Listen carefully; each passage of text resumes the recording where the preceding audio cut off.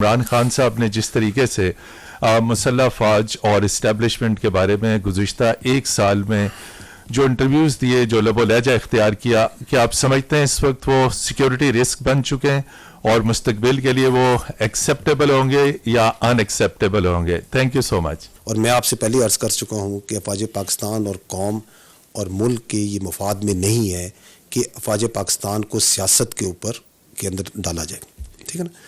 تو یہ that is the over arching جس پہ آپ بھی ایگری کرتے ہیں، ہم سب ایگری کرتے ہیں کہ یہ عوام کے مفاد میں نہیں ہے. کسی بھی ملک کے اندر جو افواج سیاست یا کہ ایک مذہب یا ایک خاص مسلک یا ایک فرقے کی طرف توجہ ہو جائے، اس کے خلاف ہو جائیں، تو وہ انتشار ہی پھیلتا ہے. ٹھیک ہے. سپریم کورٹ آف پاکستان میں جو بات چیت ہوئی ہے، وہ بات چیت جو سی ہے، وہ اگر وہ اوپن بات چیت ہونی ہوتی تو اس کو اوپن ہی کیا جاتا. ٹھیک ہے نا؟ تو وہ وہاں پہ جو بات چیت ہوئی ہے کسی وجہ سے وہ معزز جو ہمارے جج ہیں، چیف جسٹس ہیں، ان کے اور اداروں کے درمیان ہوئی ہے. ٹھیک. جہاں تک آپ نے بات کی ہے، آپ کا اس میں سوال کیا ہے؟ کنفیوژن ہے کہ عید کے بعد ملک میں ایمرجنسی پلس لگ رہی ہے یا مارشل لا کا کوئی نفاذ ہو رہا ہے. ہمیں تو کوئی ایسا نہیں لگ رہا ہے، لیکن اگر کوئی اس قسم کی چیزیں سوشل میڈیا پہ یہ چیز سامنے آ رہی ہے تو اس کو ڈسپیل کر دیجئے کہ آیا ایسی کوئی چیز ہے یا نہیں ہے. دیکھیں، میں پہلے بھی عرض کیا ہے کہ سوشل میڈیا میں آئے روز وہاں پہ میں نے بات کی تھی آرم فورسز کی، ان کے عہدیداران کے بارے میں. یہ میں نے بات کی تھی کہ ان کے بارے میں آئے روز بے بنیاد، بغیر کسی جواز کے، صبح و شام چہرے اور بغیر چہرے کے، نامی اور بے نامی اکاؤنٹ سے ایک تواتر سے ایک پروپیگنڈا جاری ہے. اب یہ آپ معزز لوگوں پہ ہے، جو اتنے تجربہ کار لوگ ہیں پاکستان کے عوام ہیں، کہ وہ اس کو کس طریقے سے دیکھتے ہیں. سپریم کورٹ میں بھی ایک ڈیبیٹ ہے اور بحث زیر بحث ہے یہ معاملہ کہ افواج پاکستان کی جو سیکیورٹی ہے الیکشن کے لیے وہ دینے سے معذرت کی گئی ہے. اس کی کیا وجوہات ہو سکتی ہیں؟ ذرا تھوڑا سا اس کو کلیئر اگر کر دیں گے. آئی تھنک میں اس بات کو واضح کر چکا ہوں کہ افواج پاکستان کی جو تعیناتی ہے، چاہے وہ الیکشنز کے لیے ہو، چاہے وہ قدرتی آفات کے لیے ہو، چاہے وہ پولیو کے لیے ہو، سینسس کے لیے، ان ایڈ آف سول جتنی تعیناتی ہے وہ فیڈرل گورنمنٹ کرتی اور آرٹیکل 245 کے تحت ہوتی ہے. وزارت دفاع اس سلسلے میں اپنا input election commission of Pakistan اور سپریم کورٹ کو دے چکی ہے، جو کہ زمینی اور متحرک حقائق پر مبنی ہے. تو that's what the position is. تو کیا بینگ اے ملٹری اسپوکس مین آپ یہ کہہ رہ سکتے ہیں یا کہیں گے کہ چونکہ یہ انسیڈنٹس بڑے ہیں، اس وجہ سے چونکہ آپ کے آپریشن میں بھی اضافہ ہو رہا ہے، تو آپ اس ڈپلائمنٹ کو ایڈ نہیں کر سکتے یا آپ اس پوزیشن میں نہیں ہیں کہ اس طرح کا کوئی کام کیا جائے جو آگے والے الیکشن ہے اس کے لیے؟ دیکھیں، میں نے آپ کو اپنی بریفنگ میں جو سیکیورٹی کی عمومی صورتحال ٹو اے سرٹن ڈیٹیل آپ کو بتائی ہے.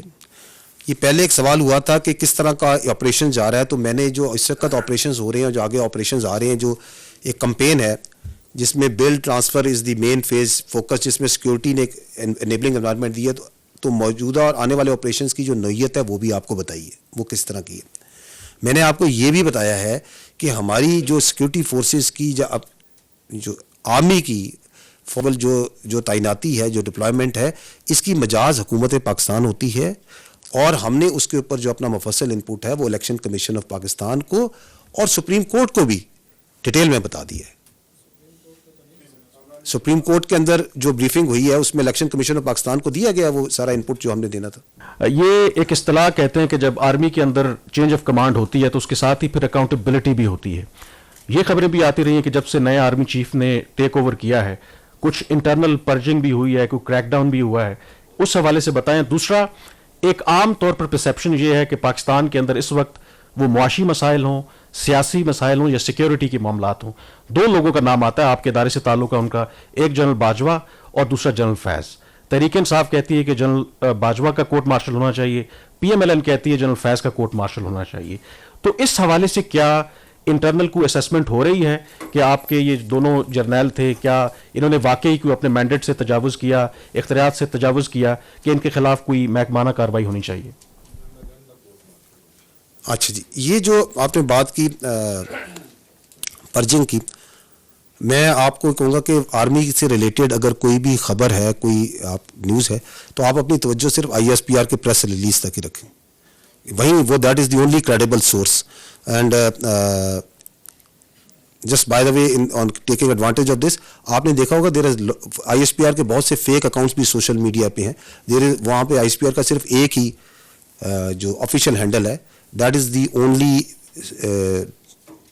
एक्चुअल सोर्स जो इंफॉर्मेशन का आर्मी के बारे में और आर्म फोर्सेस के बारे में है. तो उसी पे तवज्जो रखें. तो दैट इज़ तो फिर ये इस्तराबी किस्म के जो सवालात हैं जो कि मफरूज़े और स्पेकुलेशन पे बेसिस हैं, इस पे आप नहीं जाएंगे. नहीं, ये आप कुछ कहना चाह रहे हैं मजीद? नहीं, अच्छा, जो आपने जहाँ तक